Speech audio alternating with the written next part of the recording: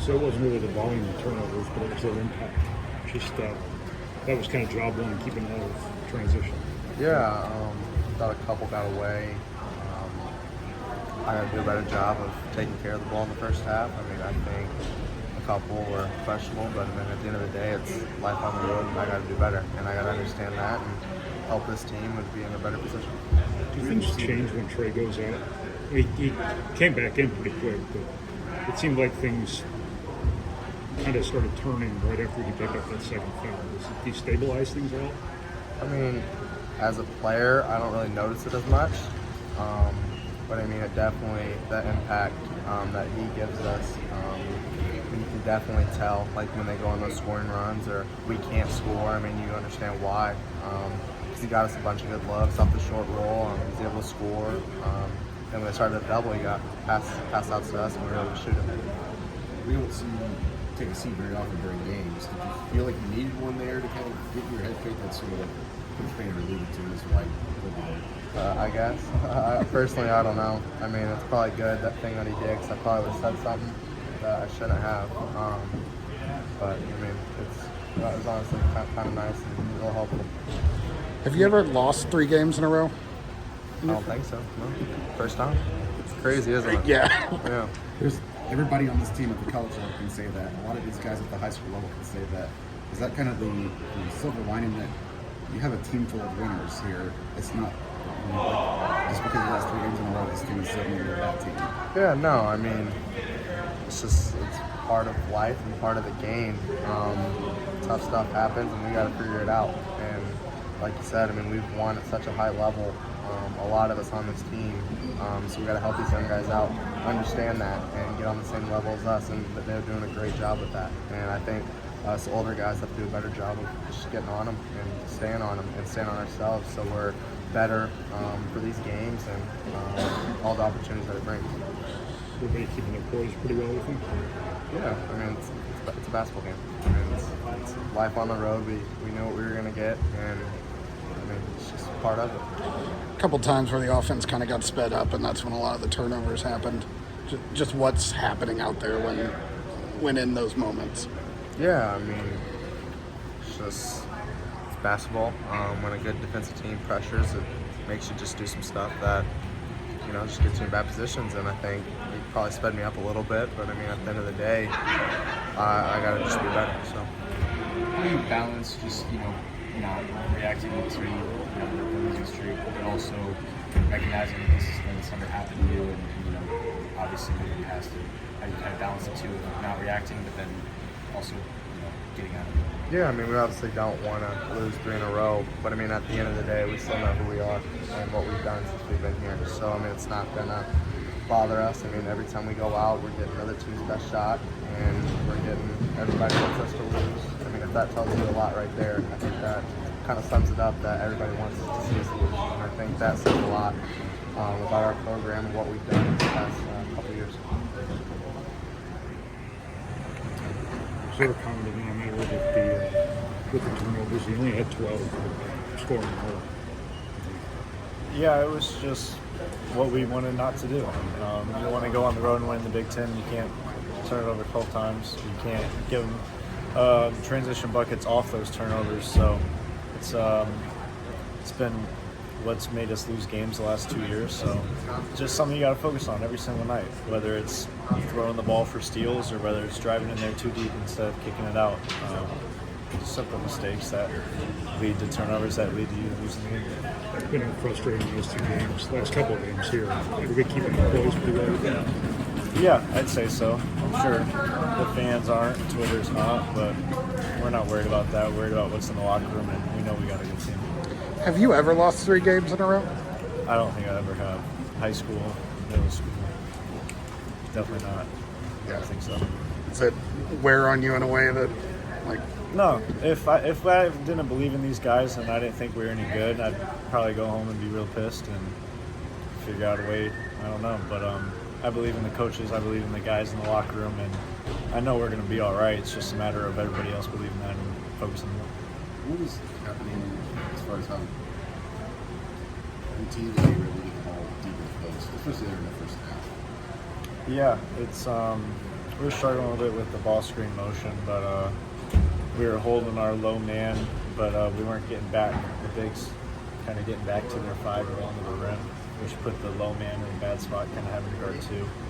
And I think it was just us not collapsing enough. We knew they like to get in the paint, they like to get the ball to the basket, so I know it's what we focus on, but we should have done that. Trey just said that he likes to see the guys frustrated because it means they care when things aren't going well. How can you kind of use that and channel that and turn it into something positive? Yeah, obviously everybody's a little bit frustrated. Nobody likes to lose, especially 3 in a row, especially when you have a chance to win the Big Ten. And you kind of shit that away. But ultimately, the season's not over. You got a chance to go be great in March and make a run for a national championship in the Final Four. So channeling the frustration, but also just being more on edge of how much better we can be each and every night. You feel like the Big Ten championship is going to be a tough ask at this point? I mean, we got to do our job. We got to go win games, and whatever happens, happens. But ultimately, we got to focus on getting better as a team. The turnovers really kind of started once Trey started going in and out of the game. Does that destabilize things at all? I don't know. I'd have to watch the film. Trey did a great job handling the block and keeping them on their toes with their post double. But I think I'll have to see the turnovers and all of them. But I think we were kind of just over penetrating and I don't know, just not making the right reads. What did you guys need to do to kind of claw back and get back in the game and kind of play even after that run in the second half? Just get stops. It's I haven't really seen the stats, but our offense was probably fine over the turnovers. And when we do what we don't talk about, we talk about not turning it over, out rebounding them, and not giving up transition points. It's gonna be tough to win, especially on the road. It's the kind of sheer volume of lockdowns that they got in this game and what they're able to do in transition. Does that feel like what's going to society? I mean, they're one of the best transition teams in the country. They've always been that. So, I think our problem today was just, they ran the same couple sets over and over again and kept scoring. So, that's what teams are starting to do. They have, a couple different sets and they figure out that it works, and we're, for whatever reason, we're unable to stop them from scoring. How do you guys handle frustration? A 3-game losing streak's not what you're used to, and there have been moments where you can kind of tell guys are getting a little frustrated. Yeah, well, I don't know. Obviously, you don't want to lose any games, but at the same time, I think some of it's good, to be honest. It shows that the guys care. Everybody that's on the floor wants to win, and they want to win really bad for, obviously for themselves, but for the program that's meant so much to them, it means so much to them. So, I like a little bit of it, but obviously you can't let it affect the game that you're playing, and you can't let it affect things. That's where the issue comes. But just the overall emotion, I like that. I like it. I like people getting a little bit mad. If they score 3 straight times in the same play, there should be people mad. That's not acceptable. But kind of what I was getting at is how do you keep your poise after situations after 3 games. To be honest, it's just again, one game at a time. Just figure out what you did wrong. Go and watch a lot of film. I know the coaches, they're going to do the same thing, and we're, as a team, we're going to figure out collectively what we need to get better at. You just got to focus on staying ahead. You can't change the past. So it's one of those things where, like I said, you got to prepare for the next game. We're going to go play IU and in Bloomington. So it's not. We don't have time to be mad and sulk. We got some really good teams that we're about ready to play. It's part of that, just kind of leaning on a lot of guys on this team who won state championships, never lost 3 games in a row in college. You really have a winning pedigree. This is just maybe a funk in a 3 and 4 year span for some of you guys. Yeah. No doubt. I didn't even think about that when you look at just the amount of winning that we have in our team from the high school level. I don't know the last time I've lost 3 games in a row.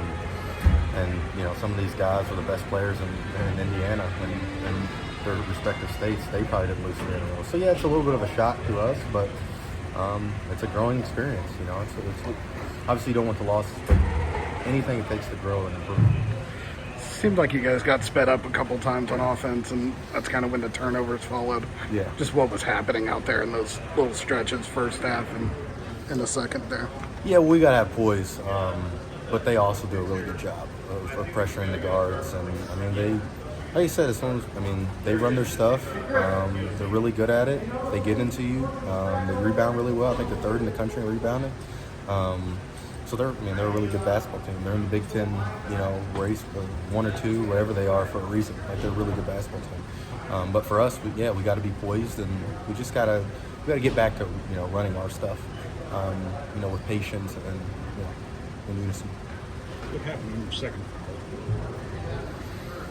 foul? To be honest, I got to go watch the film. I told the ref that I will do anything not to foul in this situation. I don't want to foul. I thought he called it on Caleb because Caleb came back and hit him. And so he pointed at me, and I was like, no, you got the wrong guy. Like, that's he's who fouled him. And no, he said it was me. So I'm not sure. But, I mean, Coach, to be honest, he put me back in the game. And I think we were losing by halftime, 2 points. So, I mean, that wasn't, it's not one of those games where, okay, Trey was in foul trouble. Now, we're losing by a lot now. You know what I mean? Like, I think we did a pretty good job without me on the floor.